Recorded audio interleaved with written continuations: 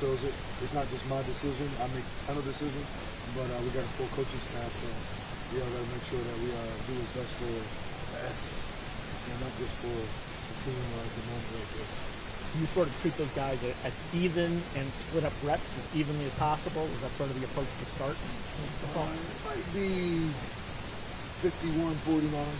Like, we got to say rookie ahead just because he was in it, right? He did it the spring with me. He was around. So I would say 51-49, 52-48, something of that nature. But they got to watch the tape now.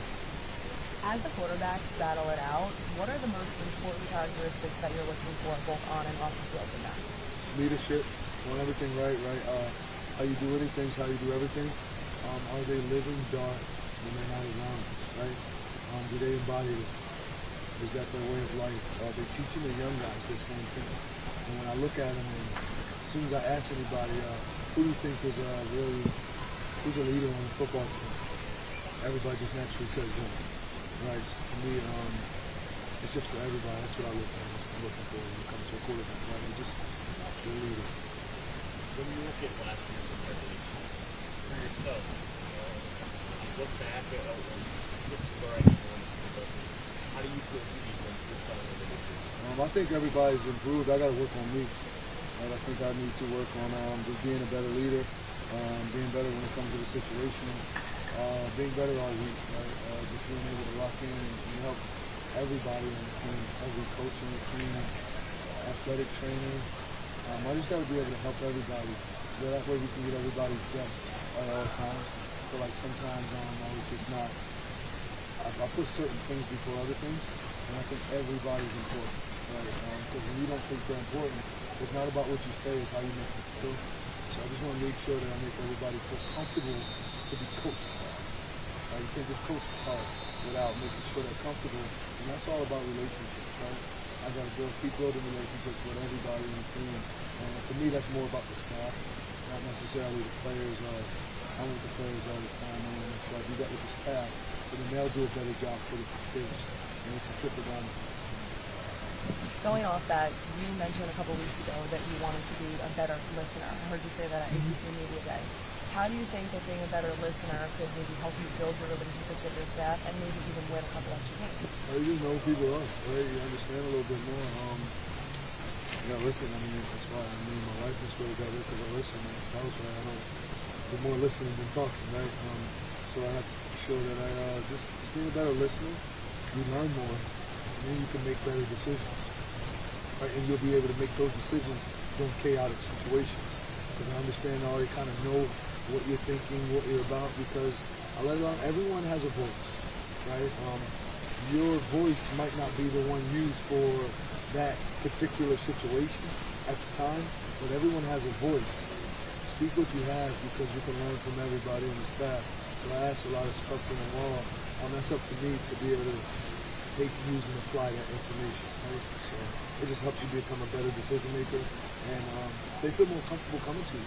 There's so many bright ideals that young guys don't want to see because they don't want to be turned away or pushed down and doing it. So I just don't want to be that guy when one of them could have been thinking that, but they didn't have the confidence or have the relationship with me to be able to say it or even say it to someone else. Right? So everybody has a voice. We just might not use your piece at the moment, right? Your opinion may not count at that moment, but we want to hear what you have to say. So we can either rule it out or use it. Second year in a row that the preseason poll has you guys rather low, probably a little too low. What's the motivation behind? How are you using that for motivation this season? I mean, they're the experts, right?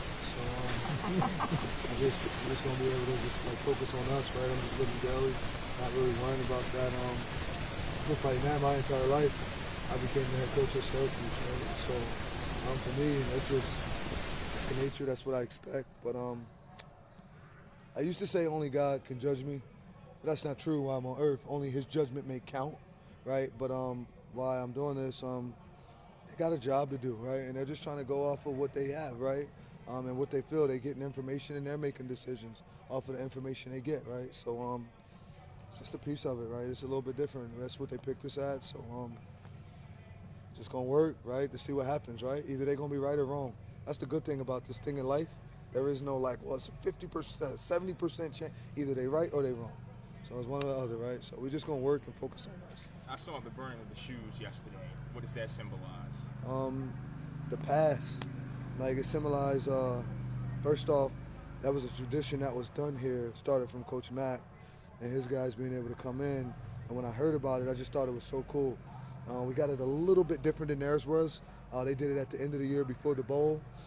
For me, I want to make sure you get rid of last year. You get rid of all the little things that may be going on, and just get a fresh start, right? You just get a fresh start. It's like going to see the Father at the church, right? I'm on the other side, and I repent. I talk to him about all the things that happened, and now I get a fresh start, right? So for us, we get a fresh start, and we're extremely thankful to have that and to be on the same mission all together, all positive. And today we had an opportunity of setting a standard that will rise daily. So we didn't want to think about the past or go through all that. It was just like, guys, this is a first start. We move forward. It's time for us to go. And then just to be able to have Kyle do it, right, meant a lot. He was here 44 years, he retired. So we was able to carry him off and, give him a cake for retirement. Like 40, he worked longer than I've been alive. So that was pretty cool to have that and to be able to do that with him. And I got to share a lot of conversations with him. I just asked him about everybody, like, how was this guy, how was that guy? He's like a walking encyclopedia of everything that happened at Syracuse. So it's pretty cool to have him and be able to do that with him. And he said he'll come every year. So it's pretty much a tradition for us that we had to bring back. Last year you had guys like a Kyle McCord, like a Justin Barron on defense, leaders. Mm-hmm. Have you seen guys kind of step into that role here early on? You said you relied on them last year a lot early on. Have you seen that this year so far? Yeah, I think Tank's done a good job. Devin Grant, Deuce Chestnut. There's a lot of guys, and a lot of different guys lead in their own ways, right? Derek McDonald's a leader on the defensive side. On the offensive side, like you got Guild on it. Will Nixon, Willis, in his own way, is a good leader actually. On the offensive line, Austin Collins came right in and stepped in and is leading. Spoon's trying to lead those guys. Jonte Cook's already starting to become a leader. Justice Ross is one that's finally letting it go and just saying, okay, I'm going to do what I need to do because he's like, what I'm saying, he's certified, and we don't know what to say the other word, but he's certified goon, right? That's my guy. So when we get him to truly lead the way we need him to lead, we're going to be like really there. But there's so many guys that lead in different ways. Demetrius Sanders is a leader just for the freshman alone, just because of what he's doing both ways, right? So there's a lot of guys that lead. Deuce Chestnut. Everyone leads in their own way, and we want them to be them. But leadership is earned. You may lead today, but then you BS tomorrow. You're not a leader, right? Leaders do it consistently. Even when they're down, they're consistently leading. So it's a lot to have that. And we're just working on making sure this becomes a player-led team and not just the coach, right? Not just the coach team. So that's what we're working on. Fran, when you look at the offensive and defensive line, just what you can say about the trenches as we step into this 2025-26? They working, they get tougher, but we're going to see when the pads come on, right? I like contact, so it's going to be about the pads. I know one thing, we're a lot bigger, so we just got to see, how that's going to go off of that. But I think it's going to be some competition going on up there. They're going to compete, I feel like we can. We're solidified too deep both ways. You got true freshmen competing to play. Byron Washington competing his butt off right now to play.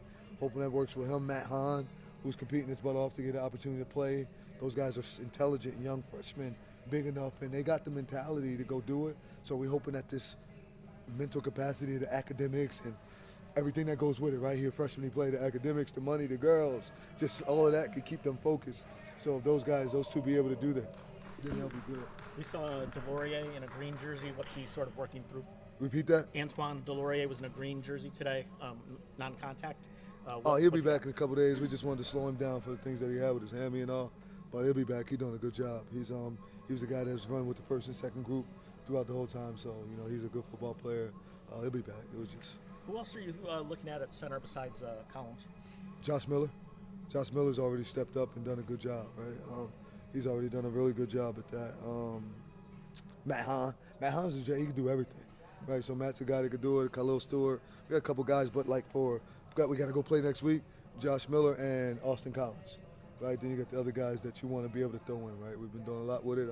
Feel really good about Austin and Josh though, man. Those dudes are competing their butt off. Austin's in the front right now. They're doing a good job. I'm really proud of them. I'm proud of who Josh Miller's becoming as a man. Like, he's came a long way, guys. He's another guy that's like leading now, and now people say, okay, I'm gonna listen to him because he is doing what he's saying. I'm proud of him, man. His mom should be proud of him, and just know that his pop's looking down, watching him, and grandma, y'all grandson and your son is doing an amazing job. Coach, You after, mentioned- On the quarterbacks. Let's keep it up. You get a lot of questions. and Coach, get more. after impressive first season, you're coming in now with a really tough schedule. Some say that one of the toughest in college football. How do you temper those expectations, or do you feel pressured? I'm just focused on practice. We got to play no matter who it is, so we're going to put 11 out. They're going to have 11. We just got to compete, right, when it's time. But I just focus on practice. I always talked about trying to get ready for when that comes. If I don't focus now and we worry about the schedule and the season, that's just so much more to life than just worrying about an event that you can't be a part of now. So I just try to dominate everything in front of me. Mental toughness is to be where your feet are. So we're just going to be right here. You mentioned a couple of questions ago, and that was a great question, by the way, from you, about leaving the past in the past. But I've also heard you say quite a few times that a few plays changed last season. You talk about Stanford and those losses. So how do you balance, or I guess, do you find value in still remembering some of those moments, or are you truly leaving that in the past now and moving on to the next season? I mean, you live in the past, but you learn from mistakes and different things that happen. So you don't want to forget those, right? Like, I'll never forget where I grew up at. That's ingrained in me. That's a part of me, right? So I'll never forget how I lost this game that time. Or I'll never forget how that happened. So I keep constantly teaching and reminding, right? And sometimes it's a little piece of like, hey, yo, we already seen how this go down that road. Let's not leave him fall down that path, right? Let's not do that. Let's stay on track and be where we need to be at. So I'm not necessarily talking about that exact play, but it's just we already went through that. We passed that. We can't go backwards, right? Because when you do that, now you're going backwards. I want to keep going forward. So, like, let's not let that creep up on us. Coach Williams had put out a unit of Nikhil, Zach, Austin. Yeah, I don't really know who's starting and who don't. I was going to ask if they were starting. What's up? How do you feel about those guys? Kind of Sam their again, first Sam year. again, Sam again. Nikhil, Zach, Austin, Cam, and Spoon. That unit. How do you feel about that unit? You say he had that put Yeah. out? You just saying that? Because No, I didn't see that. He had that. I was over there. He had that unit out. Oh, like in the Indy? Yeah. It's just Indy. Yeah, I was in Indy today with them. You know I can't play, right? I know. I did a couple drills, so I mean, it's just Indy, man. They all, I'm confident with whoever he puts in. He's an expert at what he does. I trust him and Coach Nixon. I trust the offense. So you can see any of those guys in together, to be honest with you. But all those names you said, I'm confident because they put the work in. If they didn't put the work in, I would say I'm not that confident in him. But whoever he put out, I'll be confident in him because I know what we do and I know how we practice and how we work. When you looked at last year, you had a guy, Kyle McCord, at quarterback, that you knew kind of what system you were going to run with him. Yeah. With two guys, does that change the preparation with, only a month, or how do you kind of separate that? Nah, we still just got to do what we do. Gonna switch it. There's some things you got to do, but I can't tell my secrets. Then they ain't gonna be secrets, right? But we're gonna have fun. We're gonna compete. We're gonna do what they can do best to help our offense be able to score points. We'll do what they can do best to help our offense be able to score points. And for us, we're just looking for one more point. Because 1 point's a what? Ass whipping. Make sense? So it's important that we do that. We want to get one more point, though. So we just focused on that, and they'll do a good job. And you made it a point to recruit locally to CBA and CNS. Just what you want to say about the local community. I know you mentioned Matt Hahn a lot here today. Just what your feelings are on the guys that are here in this community. They're doing a good job. I mean, it's good football here. My son's about to go to CBA. I like it over there a lot. I got a chance to watch the modified team. I think it's just called modified. Got a chance to watch what they do with them, and I can see why these kids are so right. Like Darren Williams is running with 2 and 3s, right? Dante is getting in already because of what they do in high school, right? And Cartier, you see how big he is and the things that he's doing. I think their coach does a good job. He's a little further behind because of when he came, a little bit later than them, but I mean, it's good football here. It's my backyard, so we want to get everybody from our backyard, right? You're from here and you're a good football player. We want you to be here. If you are a good football player and it's not meant for you to come here right away, go where you're going to go, then we're going to get you back home, right? Just how it's going to go. But you will finish out being here at Cuse, getting a degree, being successful, and just being a successful man, getting closer You're to what the goal is. sorry. You're well known for Jersey. right? Saw Kyle when he was in middle school or elementary school, play quarterback. When did you sort of first see Steve, and like, what do you remember from maybe the first time you saw him play? I remember him when I was at Rutgers, but he didn't answer the phone. He was acting funny, and I reminded him of that. Said, your punk ass ain't picked the phone up when I was calling you at the other spot. He talked to me one time, and then he never picked up again. But that's the game. I remember him getting the opportunity to go to Notre Dame, and it was really good for our state, for the state of New Jersey.